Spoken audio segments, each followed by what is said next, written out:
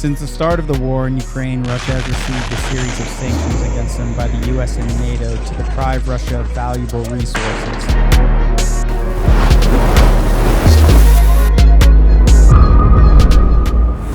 This was an effort to cripple Russia militarily and economically. The Western countries thought that this would put an end to the Russian invasion of Ukraine. In theory, this tactic would work if the US and NATO hadn't overlooked several major flaws that now have backfired and resulted in a failed effort to bring the Russian economy to its knees and force Putin's surrender in Ukraine.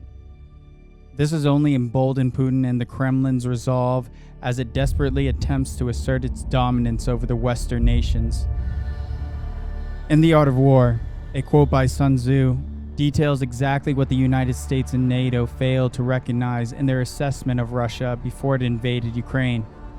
If your adversary has burned his boats and destroyed his cooking pots and is ready to stake all on the issue of battle, he must not be pushed to extremities.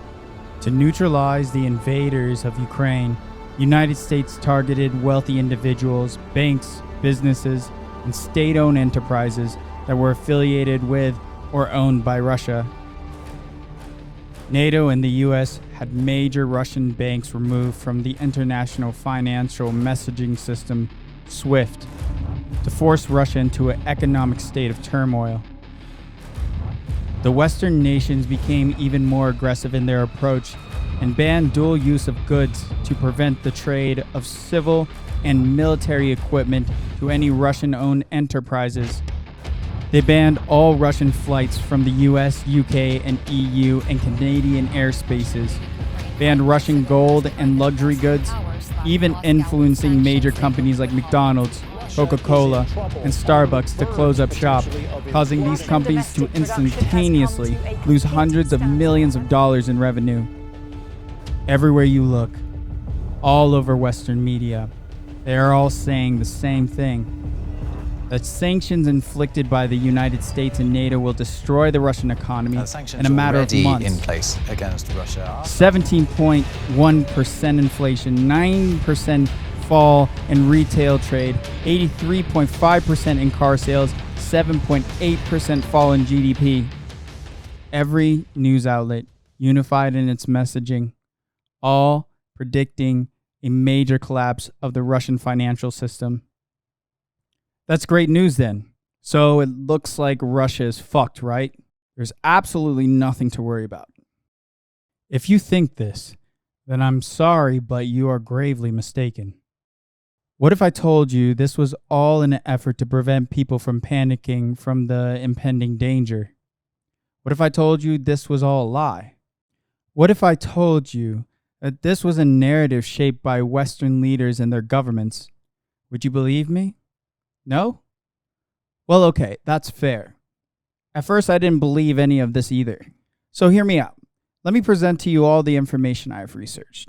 And if after hearing all the facts I presented and you still think I'm crazy, then you can leave a nasty comment below telling me all the reasons why I'm wrong and how you are not just another pawn being used by the system of manipulators, liars, profiteers, and politicians, all looking to push one narrative to fit their agenda and to stop at nothing, doing whatever it takes to keep their places and positions of power. So let's start from the beginning. Russia had been planning its invasion of Ukraine for months, if not several years in advance. This gave them a strategic advantage, allowing them time to stockpile weapons and resources and consolidate their wealth. But they also had to do this in such a way as to not draw any suspicion. If they took too much money out of Russia's foreign reserves, then it would raise alarms. If they started cutting ties with all major social media platforms in advance, it would raise suspicion. All of this had to have been done over a large period of time, allowing a gradual withdrawal of foreign reserves and building up a steady supply of military resources, food, and other essentials. Also, Russia had time on their side. They could pick and choose when to initiate the attack. This gives them a huge advantage, the advantage of surprise. What the United States and NATO failed to recognize is that Russia planned to cut off their connections to the rest of the world well in advance. Do you really believe Putin just woke up one day, a week before amassing troops along Ukraine's border, and said to himself, "I think I'll declare war on Ukraine next week"? Let me answer that for you. No, Putin did not. And if he did, he's a lot stupider than he looks. To be honest, if he was that stupid, I don't know how he's lasted in power for this long. See, for years Putin played along with the United States and NATO's agenda. Putin strategically planned to make the entirety of Europe reliant on Russian oil and gas. He built all the necessary infrastructure over decades to make it easy as possible to buy from Russia. Some of you might say that Russia was the only country with a supply of natural gas in Europe, so they had no choice but to go to Russia. Well, you'd be wrong. So let me explain to you why that is not the case. Russia literally went out of its way to make its gas accessible to all of the European countries. Putin understood that many of the countries in Europe could not afford to build the required infrastructure to get the natural resources themselves. Here, let me show you. Look at this map that was digitally compiled by the US Geological Survey's World Energy Project. It shows all of the locations where oil and gas fields are located in Europe. Now, ignore all the colors and lines and focus on the red and green dots. The red dots symbolize the gas field center points, and the green dots represent the oil field center points. Let's zoom in and take a closer look here. Look at these fields for oil and gas. Europe is littered with oil and gas fields, of which many are not even being utilized. Europe was being lazy and went for the easiest solution. Do you really think Putin spent billions of dollars out of the goodness of his heart to provide European countries with oil and gas? No. Many of the countries which relied on Russian oil and gas are part of NATO, and also the former territories that Russia lost control over back during the collapse of the Soviet Union. Here, just to further prove my point, that this was not just by happenstance, let me ask you this. When did Putin become president of Russia? In 2000 to 2008, and then again in 2012. Now, when do you think they started to build the Nord Stream pipeline that would provide Europe with all of its energy? In 2006, during Putin's first term as president. So, when do you think the completion of the first pipeline was? Well, coincidentally enough, it was in 2012, the very same year Putin took over for his second term as Russia's leader. Then from 2012 to present day, and this is all while Putin was president of Russia, he had built another Nord Stream pipeline, Nord Stream 2, which would supply even more energy to Europe. Putin was even building a third line, Nord Stream 3, which would connect directly to Germany. See, Putin had been quietly working behind the scenes in an effort to achieve his life's ambitions, restoring the Soviet Union to its former glory and taking back all the regions Russia had lost after the fall of the Berlin Wall back in 1989. This was nothing new. Putin had been saying this for years. Nothing would stop him from achieving this, even if that meant Putin would die trying. US, NATO, and the EU just sat back and watched Russia build its networks of pipelines to all the European countries, all while Putin put on a friendly smile and quietly plotted his revenge.